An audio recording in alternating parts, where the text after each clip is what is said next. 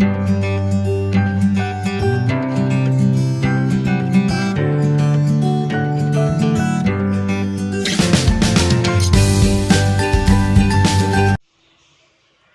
Friends, ഇന്ന് ഞാൻ വന്നിരിക്കുന്നത് ഒരു പപ്പടം കൊണ്ടുള്ള റെസിപ്പി ആയിട്ടാണ്. പപ്പടം തോരൻ കേട്ടിട്ടുണ്ടോ?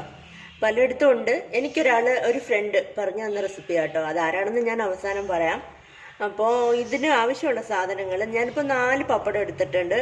അതിൻ്റെ കൂടെ 1 കപ്പ് ചിരവിയ തേങ്ങ, ഒരു 3 ചെറിയുള്ളി, അതേപോലെ തന്നെ ഒരു 3 വറ്റൽ മുളക് എടുത്തിട്ടുണ്ട്, കുറച്ച് കറിവേപ്പില, ഒരു 1/2 ടീസ്പൂൺ മഞ്ഞൾപ്പൊടി, പിന്നെ കടുക് വറുക്കാൻ വേണ്ടിയിട്ട് കുറച്ച് കടുകും 2 വറ്റൽമുളകും, പിന്നെ വേണ്ടത് ഉപ്പ്, എണ്ണ. അപ്പോൾ ഇത്രയേ ഉള്ളൂ സാധനങ്ങൾ. അപ്പോൾ നമുക്ക് പെട്ടെന്ന് ഉണ്ടാക്കിയാലോ. അപ്പോൾ ആദ്യം ചെയ്യേണ്ടതെന്ന് വെച്ചാൽ ഒരു ചീനിച്ചട്ടി സ്റ്റൗവിൽ വെക്കുക. ആവശ്യത്തിന് വെളിച്ചെണ്ണ ഒഴിക്കണം. അപ്പോൾ നമുക്ക് 4 പപ്പടം വറുത്താൽ മതി. അപ്പോൾ അതിൻ്റെ ആവശ്യത്തിനുള്ള വെളിച്ചെണ്ണ ഒഴിച്ചാൽ മതി, കൂടുതലൊന്നും വേണ്ട. അപ്പോൾ എണ്ണ ചൂടായിട്ടുണ്ടോ എന്ന് അറിയുന്നത് എങ്ങനെയാണെന്നറിയാമോ? ഇച്ചിരി പപ്പടം പൊട്ടിച്ചങ്ങോട്ട് ഇട്ട് കൊടുത്തു നോക്കണം. അപ്പോൾ പൊങ്ങി ഇങ്ങനെ വരും.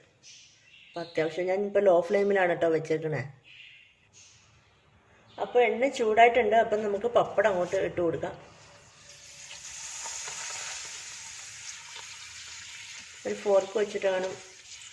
വേറെ ഒരു പപ്പടം കുത്തി ഉണ്ടല്ലോ, അത് എൻ്റെ കയ്യിലില്ല കേട്ടോ. ഞാൻ ഫോർക്കൊക്കെ വെച്ചിട്ടാണ് അഡ്ജസ്റ്റ് ചെയ്യുന്നത്.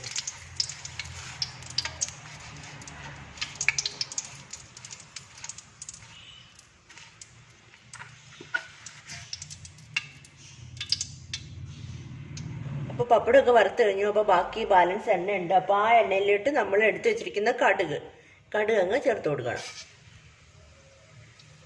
അപ്പോൾ കടുകൊക്കെ നന്നായിട്ട് പൊട്ടിയിട്ടുണ്ട്. അപ്പോൾ നമുക്ക് വറ്റൽ മുളക് കൊണ്ട് ചേർത്ത് കൊടുക്കാം.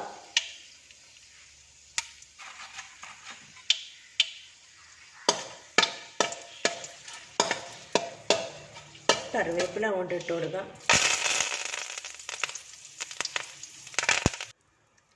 അപ്പോൾ ഇനി നമുക്ക് നമ്മൾ ചതച്ച് വെച്ച മിക്സ് അങ്ങോട്ട് ചേർത്ത് കൊടുക്കാം. തേങ്ങയും വറ്റൽ മുളകും ചുവന്നുള്ളിയും മഞ്ഞൾപ്പൊടിയും കൂടെ ചതച്ച മിക്സാണ്. അതങ്ങോട്ട് ചേർത്ത് കൊടുക്കാം.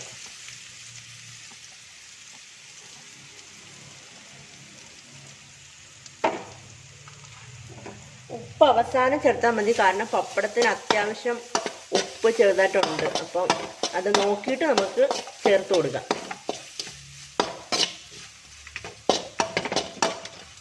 ഇതൊന്ന് ജസ്റ്റ് ഒന്ന് ചൂടാവണം. ആ ഒരു വെള്ളമയം ഒന്ന് മാറിക്കിട്ടണം. അപ്പോൾ അരപ്പൊന്ന് ചൂടായിട്ടുണ്ട്. അപ്പം നമ്മളിനി പപ്പടമാണ് ചേർക്കാൻ പോകുന്നത്. പപ്പടം പൊടിച്ചിട്ട് വേണം ചേർക്കാൻ. നമ്മൾ കൈ കൊണ്ട് തന്നെ ഒന്ന് പൊടിച്ചാൽ മതി. ചില ആൾക്കാർക്ക് ചിലപ്പോൾ പൊടിക്കുന്നത് അത്ര ഇഷ്ടാവില്ല. അപ്പോൾ ചെറിയ ചെറിയ സ്ക്വയർ പീസായിട്ട് ഇട്ടിരുന്നാൽ മതി. ഇപ്പം ഞാനിപ്പോൾ നന്നായിട്ട് പൊടിച്ചിട്ടുണ്ട്. അപ്പോൾ അത് അങ്ങോട്ട് ചേർത്ത് കൊടുക്കാം. 4 പപ്പടമാണ് ഞാൻ എടുത്തത്.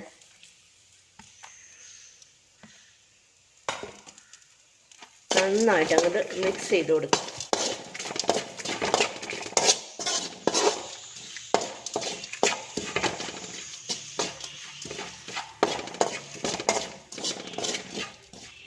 ഇനി നമുക്ക് ഉപ്പുണ്ടോ എന്നൊന്ന് ചെക്ക് ചെയ്യാം. ഉപ്പ് ആവശ്യത്തിന് ചേർത്താൽ മതി.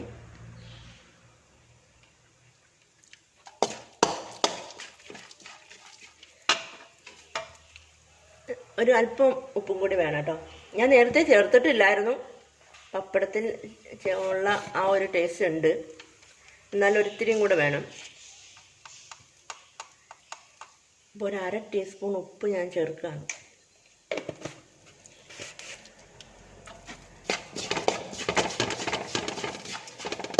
അത്യാവശ്യം എരിയുണ്ട് കേട്ടോ. 3 ചെറിയ വറ്റൽമുളക് ഇട്ടിട്ടുള്ളൂ. പക്ഷെ അത്യാവശ്യം ഇതിന് പെർഫെക്റ്റ് ആയിട്ടുള്ള എരിയുണ്ട്, നല്ല ടേസ്റ്റ് ഉണ്ട്. അപ്പോൾ ഇത്രയൊക്കെ ഉള്ളൂ പരിപാടി. ഇത് വളരെ എളുപ്പമായിട്ട് നമുക്ക് വീട്ടിലുണ്ടാക്കാൻ പറ്റുന്ന ഒരു വെറൈറ്റി തോരൻ. നിങ്ങളെല്ലാവരും ട്രൈ ചെയ്ത് നോക്കൂ കേട്ടോ.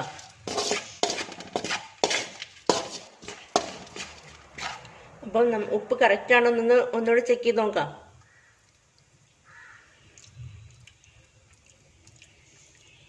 ഓക്കെ കേട്ടോ, കറക്റ്റ്.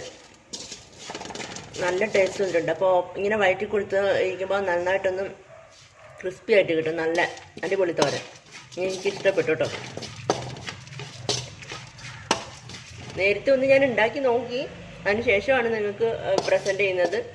അപ്പോൾ എനിക്ക് ഇഷ്ടപ്പെട്ടു. ഞാൻ ആദ്യമായിട്ടാണ് അന്നേരം കഴിക്കുന്ന പപ്പടം തോരൻ. അപ്പോൾ അവസാനമായിട്ട് നമുക്ക് കുറച്ച് കറിവേപ്പിലയും കൂടി അങ്ങോട്ട് ചേർത്ത് കൊടുക്കാം. തീർന്നു, നമ്മുടെ പരിപാടി തീർന്നു. ഇത്രയേ ഉള്ളൂ സംഭവം. നല്ല ക്രിസ്പി ആയിട്ട് വന്നിട്ടുണ്ട്. ആ സൗണ്ട് കേട്ടോ, അടിപൊളിയായിട്ടുണ്ട്. എനിക്ക് ഇഷ്ടപ്പെട്ടു, നല്ലതാണ്. അപ്പോൾ ഇനി നമുക്ക് സ്റ്റൗ ഓഫ് ചെയ്യാം. അപ്പം നമ്മുടെ പപ്പടം തോരൻ ഇവിടെ റെഡി ആയിരിപ്പുണ്ട്. എനിക്ക് ഒരുപാട് ഇഷ്ടപ്പെട്ടു. അപ്പോൾ എനിക്ക് ഈ റെസിപ്പി പറഞ്ഞു തന്നത് കൊല്ലത്തുള്ള മിനി ടീച്ചറാണ്. മിനി ടീച്ചറിനും ഫാമിലിക്ക് ഒരുപാട് താങ്ക്സ്.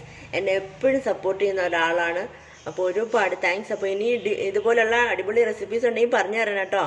നിങ്ങൾക്ക് പറഞ്ഞു തരാം. അപ്പോൾ കമൻറ്റ് ബോക്സിലോ ഇമെയിലിലോ വന്ന് നിങ്ങളുടെ നാട്ടിലെ ഇഷ്ടപ്പെട്ട വിഭവം ഏതാണെന്ന് എനിക്കൂടെ പറഞ്ഞു തരണം. അപ്പോൾ നിങ്ങൾക്ക് വീഡിയോ ഇഷ്ടപ്പെട്ടെങ്കിൽ സബ്സ്ക്രൈബ് ചെയ്യാൻ മറക്കരുത്. അതിൻ്റെ തൊട്ടടുത്തൊരു ബെല്ലൈക്കൺ വരും, അതും ഒന്ന് എനേബിൾ ചെയ്ത് വയ്ക്കുക. എങ്കിലേ ഞാൻ ഇനി ഫ്യൂച്ചറിലൊക്കെ വീഡിയോസ് അപ്ലോഡ് ചെയ്യുമ്പോൾ നിങ്ങൾക്കത് മറക്കാതെ കാണാൻ പറ്റുള്ളൂ. അപ്പോൾ ലൈക്ക് ചെയ്യാനും കമൻറ്റ് ചെയ്യാനും ഷെയർ ചെയ്യാനും മറക്കരുത്. അടുത്ത റെസിപ്പിയായിട്ട് വീണ്ടും കാണാം. ബൈ.